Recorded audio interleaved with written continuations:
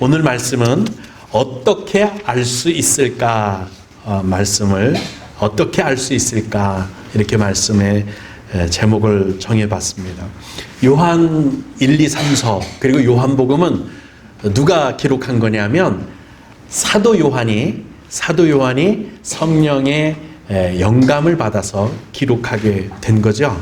근데 특별히 요한 1, 2, 3서를 쓴 이유는 어떤 이유냐면 사랑이라는 것 때문이에요. 요한 1, 2, 3서를 쓸 때의 사도 요한은 예수님을 따라다닐 때 젊은 모습이 아니라 이제 늙었습니다. 90이 넘은 아주 초로의 노인이었기 때문에 이 노인이 평생을 살아보면서 주님을 따라보면서 알게 된 게 있다면 가장 중요한 게 뭐냐? 사랑이라는 것을 가장 중요하게 알게 됩니다. 그래서 말년에는 강단에 오르시면 이렇게 말씀을 했답니다. 긴 설교를 한 게 아니라 서로 사랑하십시오.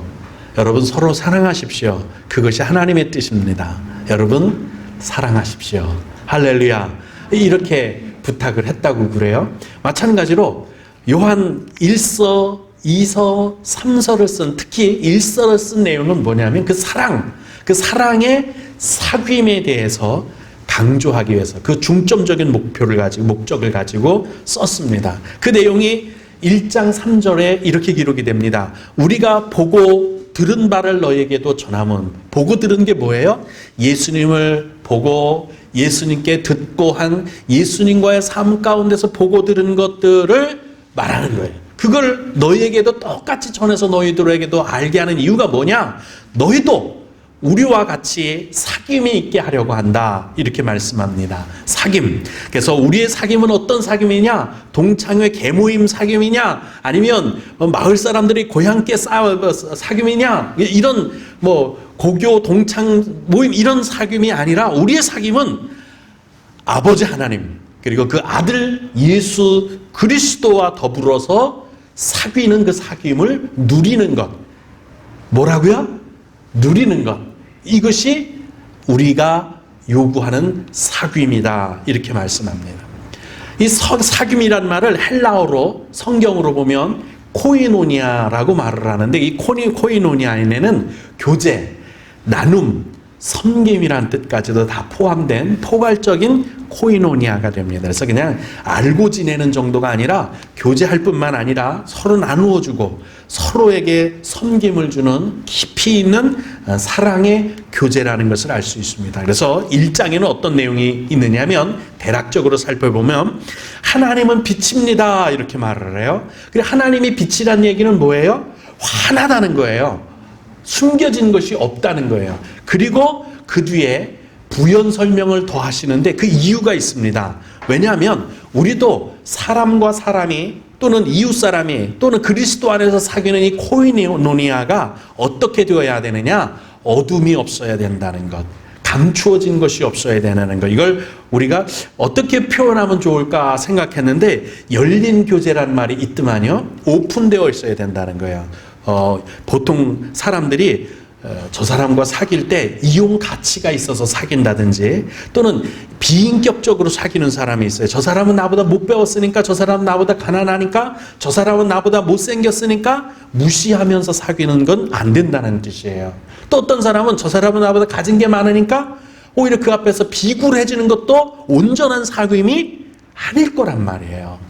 온전한 사귐은 인격적일 뿐만 아니라 내가 그 사람에 대한 어떤 꿍꿍이 속이 있어서 감추는 것이 있어서 그 사람을 이용해 먹으려고 이용 가치로 보고 사귀는 것은 코이노니아가 될 수가 없습니다. 그냥 하나님은 회전하는 그림자도 없다고 하시니까 또 어둠이 없다고 하시니까 가려진 것이 없다고 하니까 우리도 그 사람 앞에 내 모든 것을 순수하게 다 털어놓고 온전한 교제의 장을 마련하는 것, 이게 교회 안에 있는 코이노니아인 줄로 믿습니다.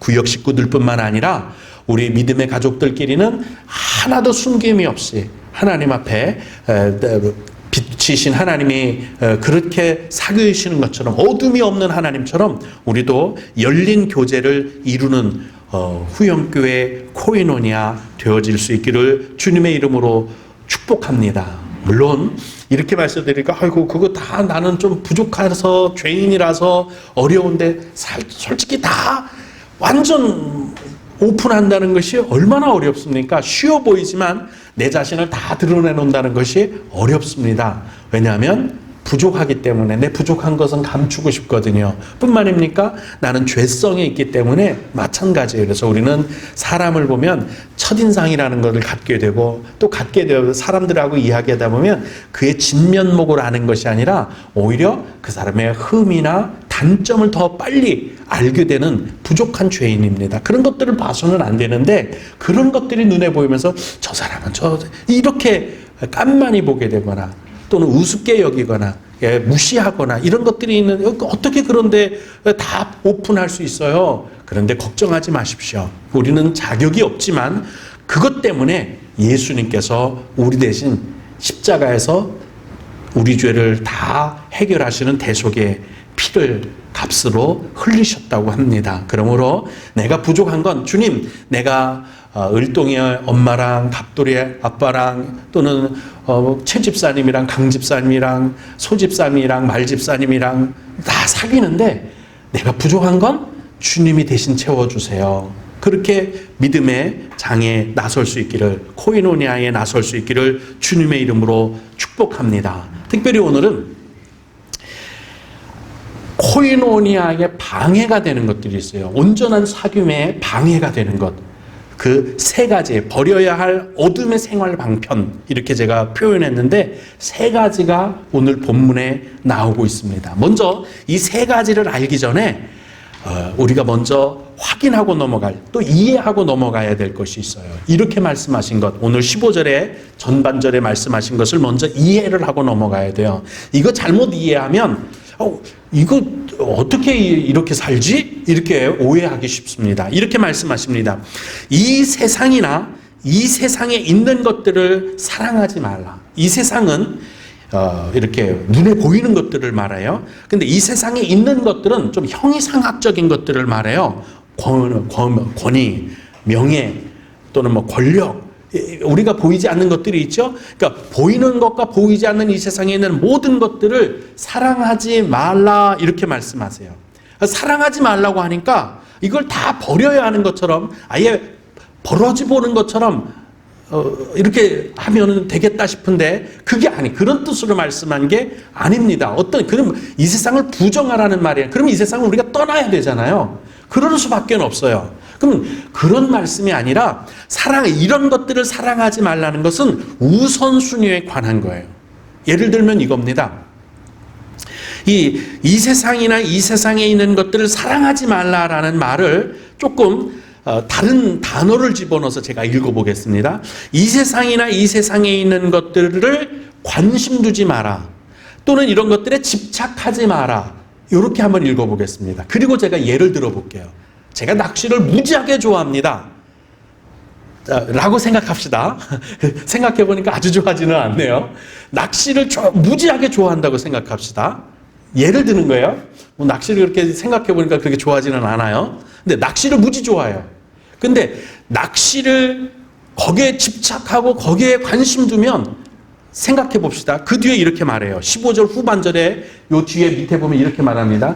누구든지 세상을 사랑하면 하나님의 사랑이 그 안에 있지 아니하니. 자, 보십시다. 내가 낚시를 무지하게 좋아해요. 그런데 우리 집사람은요, 낚시라면 쳐다보지도 않는 사람입니다. 그러면 나는 맨날 낚시만 하는데 관심 두고 있고, 우리 집사람은 낚시하고는 전혀 관심이 없으니까 이쪽을 볼 거 아니에요. 그러면 우리 집사람하고 나하고 관심이 전혀 다른 곳에 있는데, 집착이 다른 곳에 있는데, 사랑하는 것이, 좋아하는 것이 다른 곳에 있는데, 우리 집사람과 내가 사랑의 교통이 일어날까요? 안 일어날까요? 일어날 수가 없죠.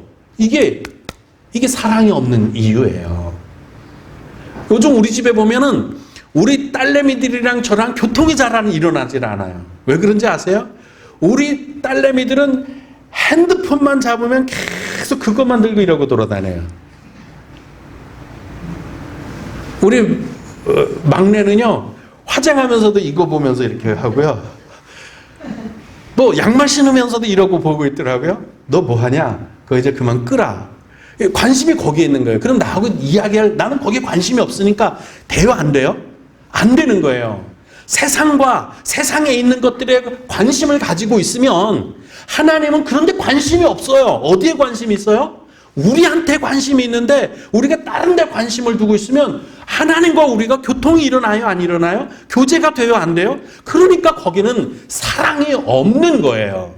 정말 하나님의 사랑을 알고 하나님의 사랑을 받고 싶으면 하나님이 관심을 가지고 있는데, 하나님이 집착하시는데, 하나님이 사랑하는 거, 좋아하는 거에 나도 관심을 갖고 나도 집착하고 나도 거기에 함께 한다면 하나님하고 저하고 말이 통하는 거예요.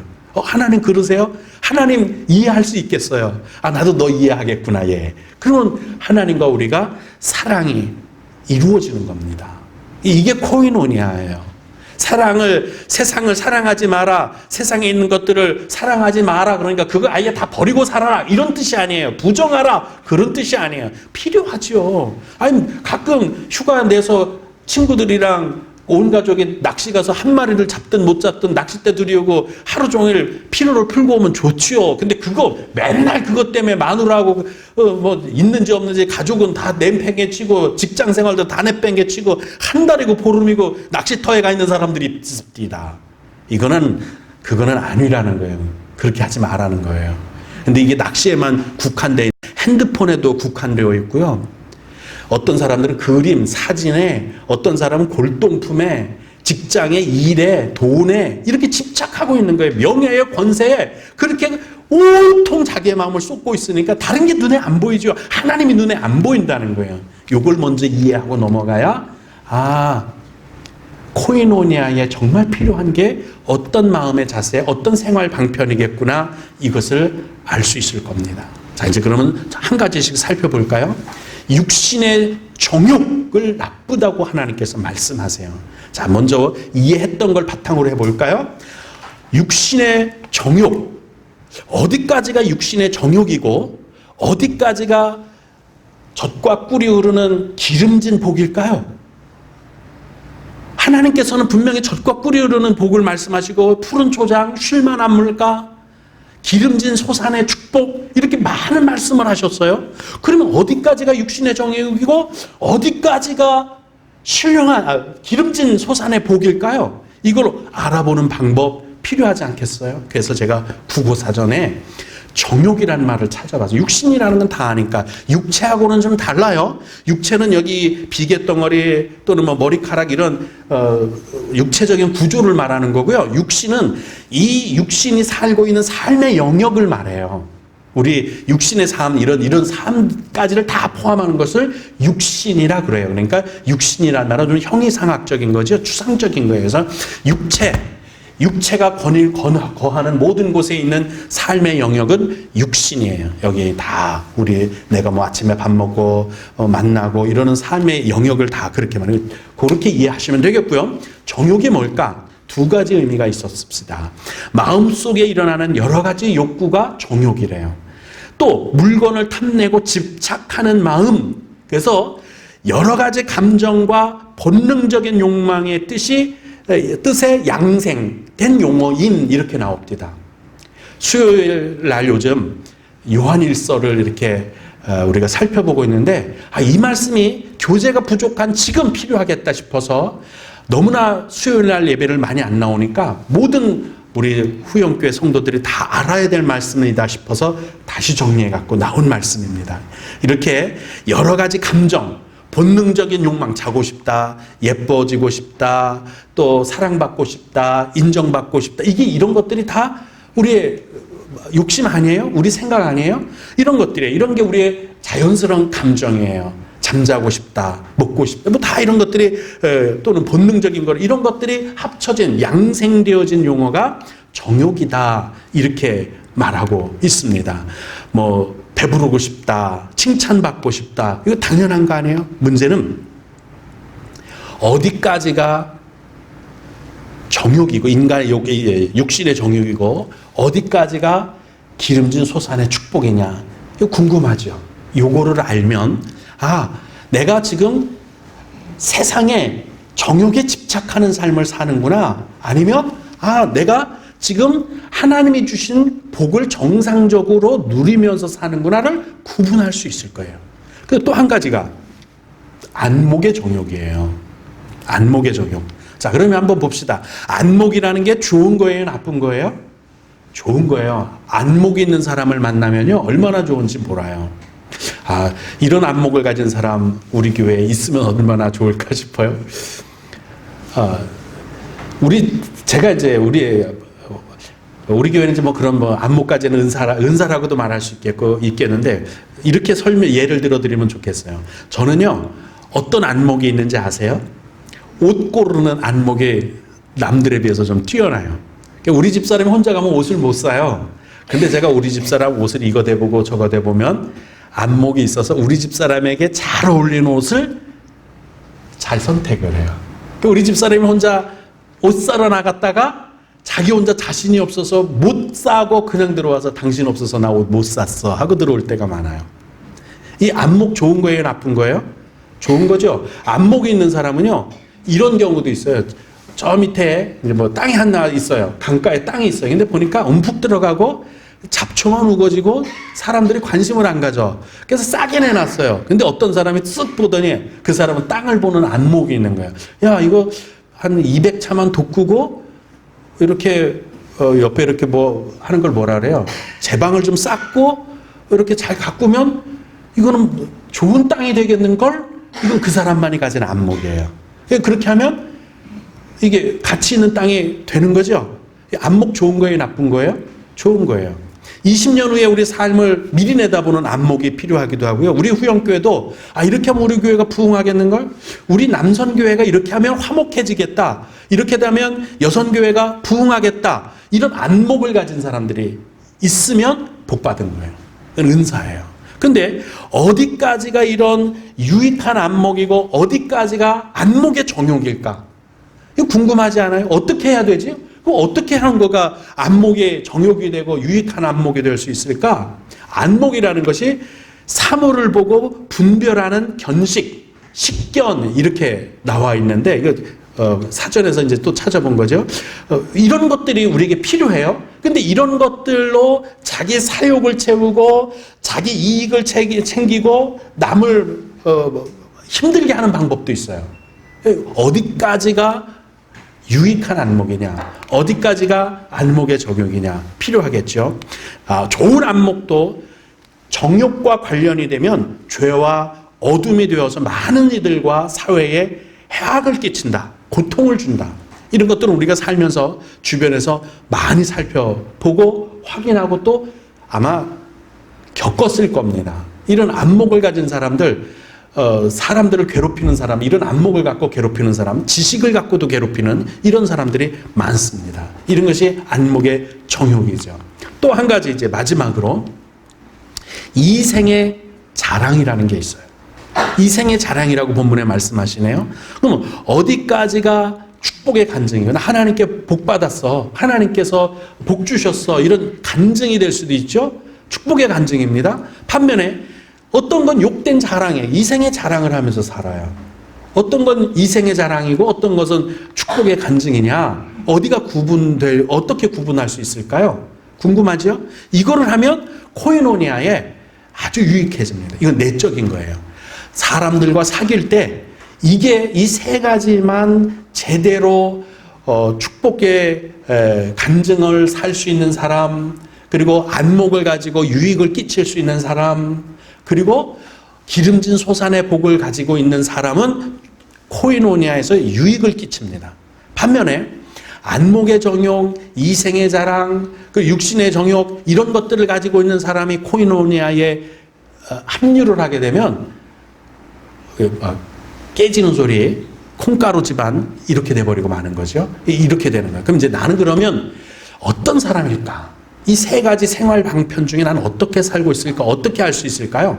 그거를 이것도 국어 사전을 제가 찾아봤네요. 이생이라는 단어를 그 전에 언젠가 한번 고등학생이 저한테 질문을 한 게 생각이 나서 사전을 찾기 시작했습니다.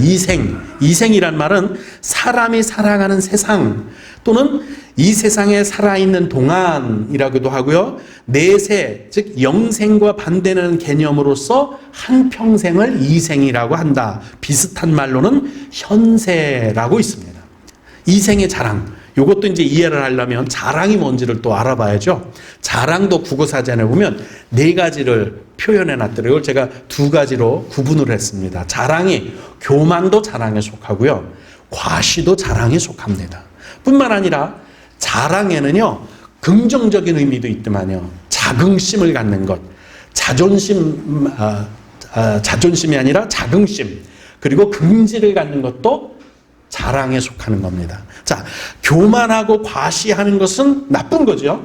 그런데 자긍심을 갖는다, 자존감을 갖는다, 자존심이 아닌 자존감을 갖는다, 긍지를 갖는다, 이런 거는 너무너무 좋은 거예요. 이게 없어서 사람들이 대중 앞에 서지를 못하고 떳떳하지 못하고 부끄러워하고 또 사람들과의 교제에 나서지를 못하는 사람들이 많아요. 자긍심이 없기 때문에, 자존감이 낮기 때문에. 이런 얘기 많이 들어보셨죠? 이런 게 또 자랑에 속합니다. 이게 어디까지는 축복이고 간증이 되고 어떤 것은 욕이 되는가, 뭘로 표현할 수 있는가, 우리가 한번 살펴보도록 하겠습니다. 자, 어디까지가 교만이고 어디까지가 자기과시 되는가, 어디까지가 자긍심과 긍지를 가진 성도일까, 아니면 어디까지가 기름진 축복이고 어디까지가 육신의 정욕의 삶을 사는 것일까, 어디까지가 유익한 안목이고 어디까지가 안목의 정욕이 될까,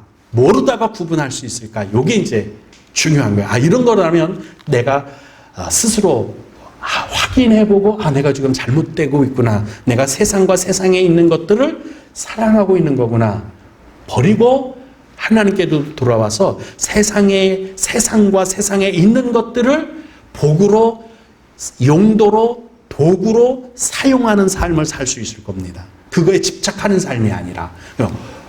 어디가 기준일까? 뭐가 어떻게 알 수 있을까?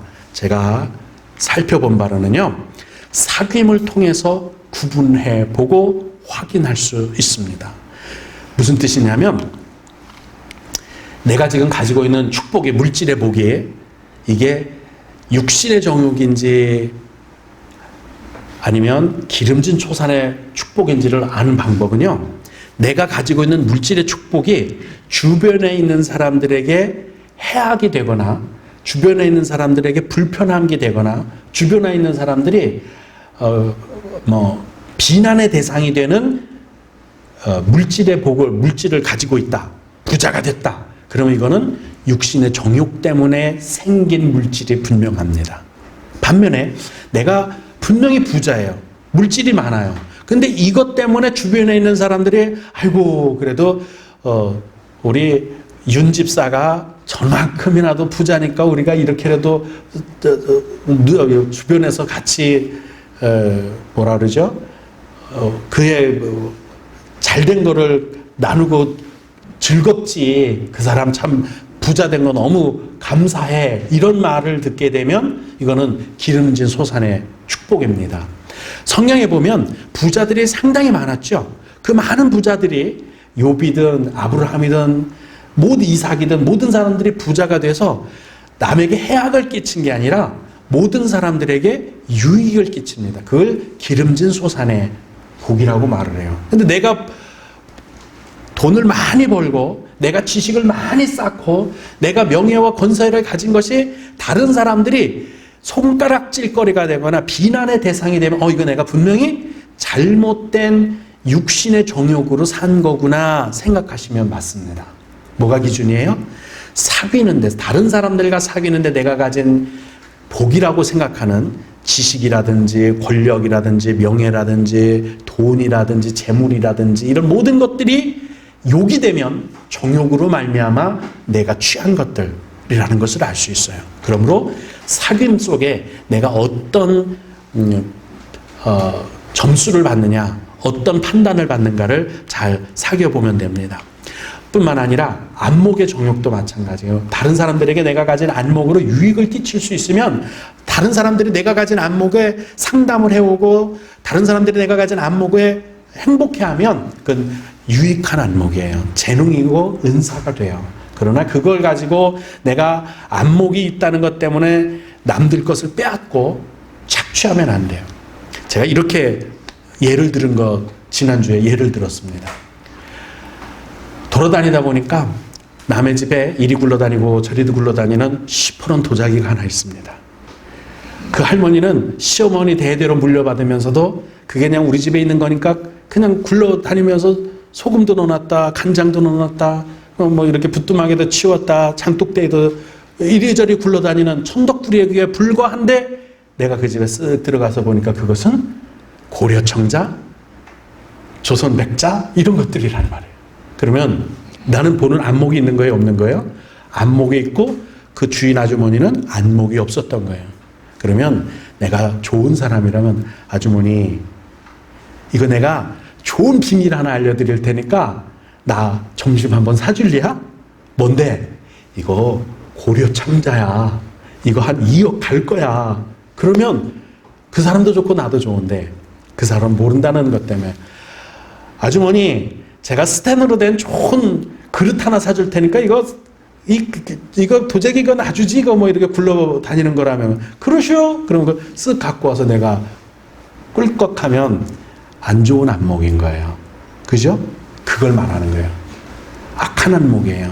근데 이거는 그나마 선한 거고 그냥 선하다고는 말 못해도 자기가 안목 갖고 하는 거지만 이것 갖고 투기하는 안목을 가진 사람, 사기치는 안목을 가진 사람, 남들을 기망하는데 안목을 사용하는 사람들이 얼마나 많은지 몰라요. 이런 것들은 안목의 정욕입니다. 이렇게 하면 남들을 피눈물 흘리게 하고 남들을 고통에 빠지게 하는 안목을 가지면 안 되는 거죠. 뿐만 아니라 이 생의 자랑도 마찬가지예요. 내가 간증할 수 있는 다른 사람들도 은혜를 받을 수 있는 간증이 되면 얼마나 좋겠어요. 내 삶이 축복의 간증이면 얼마나 좋겠어요. 근데 남들이 내가 하는 이야기만 들으면 듣기 싫어하는 욕심에 찬 얘기, 더러운 얘기라고 하고 듣지 않으려고 하면 이거는 올바른 코이노니아에서 나는 제외되어야 해요. 그러므로 여러분 이 생의 자랑, 안목의 정욕, 육신의 정욕에 사로잡히지 말고 이 세상과 이 세상에 있는 것들을 사랑하지 말고 그런 것들을 잘 활용하는 삶으로 하나님 사랑받고 복된 삶, 천국을 누리는 삶을 살 수 있기를 주님의 이름으로 축복합니다.